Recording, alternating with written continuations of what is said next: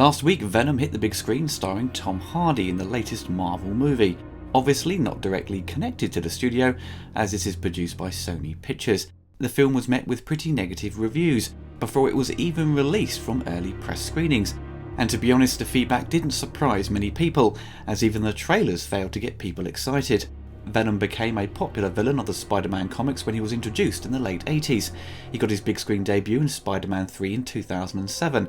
Which got mixed feedback from the fans. Sam Raimi had the character forced into the movie by the studio, and you can tell when watching it that Sam is not fully invested in the character, and the casting of Topher Grace as Eddie Brock didn't go down too well, as Eddie Brock was always portrayed as this very buff kind of character with a lot of attitude. Topher's performance was radically different. I was familiar with the Venom character through the comics of the 90s, the Mega Drive games such as Spider-Man and Maximum Carnage. There's been a lot of talk of a standalone Venom film for a while. I believe way back in 1997 there were talks, and I think many of us were a bit baffled they wanted to go in this direction. I don't think anyone was crying out for one. Fans would be more than happy if he turned up again in a Spider-Man sequel, but as a movie just for Venom himself, it seemed an odd decision. For this new film, the story makes some changes to what I'm familiar with, and how Eddie comes into contact with the symbiote. There may have been over the years a few changes in how Eddie came into contact with Venom in the comics, as they often reinvent the character, but I'm only familiar with the backstory through the early comics and the 90s cartoon. A bioengineering corporation called the Life Foundation discovers a comet covering in symbiotic life forms. They bring 4 samples back to Earth, but one escapes and causes the ship to crash in Malaysia. The Life Foundation recovers the other 3 and transports them to their research facility in San Francisco, where CEO Carlton Drake, played by Riz Ahmed, learns that the symbiotes cannot survive without an oxygen-breathing host, but the alien life form rejects all the hosts as it fails to bond. Popular investigative journalist Eddie Brock is assigned to interview Drake about his work in space travel, but Brock has other plans after reading a classified document. Brock questions Drake about his human trials, leading to Brock losing his job and his career being ruined. 6 months later, Drake is getting closer to achieving successful symbiosis, and Brock is tipped off by an employee about the trials. Brock is let into the lab and sees a homeless friend of his and attempts to help her, but he gets exposed to the symbiote and it transfers to him and bonds successfully. Carlton Drake learns Brock broke in and sends mercenaries to retrieve the symbiote from him, but the alien form takes over Brock's body and transforms him into a monstrous creature that fights off the attackers. Brock flees from his apartment and takes shelter outside the city. The symbiote communicates with Brock and introduces itself as Venom. I went into this movie expecting the worst. I saw a few tweets online saying it was as bad as Catwoman and the recent Fantastic Four film. I can honestly say it's far better than those movies. Now, Venom is not a good film, however, that works well throughout. It's very hit and miss. Tom Hardy is clearly the highlight and appears to have a lot of fun with the part. I don't find Tom to be that predictable with the roles he chooses, but this may have been a bit of a risk for him. Superhero movies are still doing very well at the box office, and this film after a week has done over $200 million worldwide. But playing a character who is a villain of the Spider-Man series and the rights issues between Marvel and Sony, it doesn't leave Tom many options to expand to the Marvel universe. There are rumours of a Spider-Man crossover, and Tom Hardy has signed a 3-picture deal, so it's clear Sony want to have a separate Venom series, but this will only happen if it does well financially. The film cost just over $100 million, so it's got to do more than double to warrant a sequel. The film's structure and how it looks photographically feels like it's 10 years old, which is a common complaint I've seen highlighted over the past week. The film is so 2008. The biggest problem I have with it is the story, which for the most part is unexciting and a bit dull.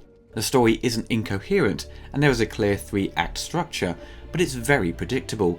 The first act is a bit of a chore as it takes too long to find its feet, but once Brock is joined with Venom, then it becomes really funny, but you have to wait a while for that to happen. Seeing Hardy talk to himself and just letting Venom do what he wants, and Brock protesting that it's not him doing these things, such as attacking people and biting heads off, which you never see, does get some hilarious results. The look of Venom is somewhat similar to the Spider-Man 3 version, but is designed to be a lot bigger and is more animated with how he moves. It's hard to say if it's an improvement in visual effects over the 2007 film. I do, however, think Venom appears to be more threatening in Raimi's version.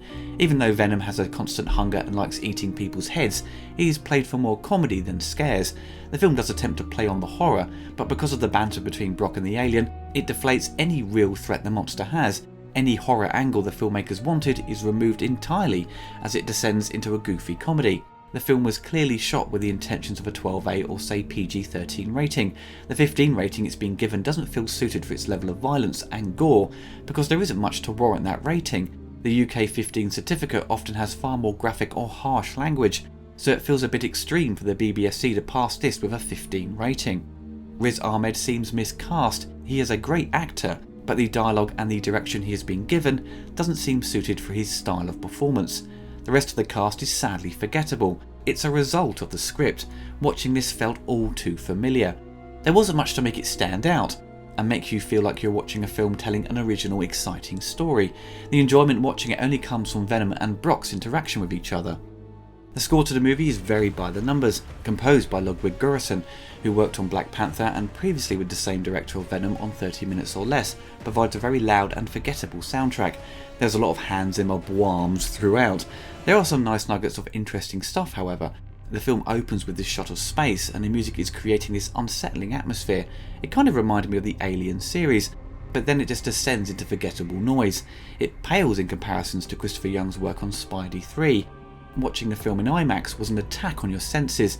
The dialogue, sound effects and music blasting at you during every action scene made it uncomfortable. Every sound effect and piece of music is fighting for your attention.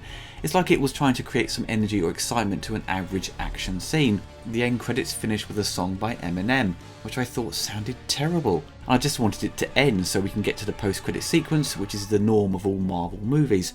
As with all comic book films, there was a big punch up at the end, and to give Venom credit, it felt like something ripped directly out of the comics, but at the end of the day you're just having CGI shoved in your face. There didn't seem to be much of a connection to the Spider-Man universe. There is a passing comment that one of the astronauts on the ship was J. Jonah Jameson's son, but I don't think there was a mention of the Daily Bugle. I'm sure there may be something else I've missed. It very much felt like they wanted this movie to do its own thing and stand on its own. Venom now is more of an anti-hero than just a villain.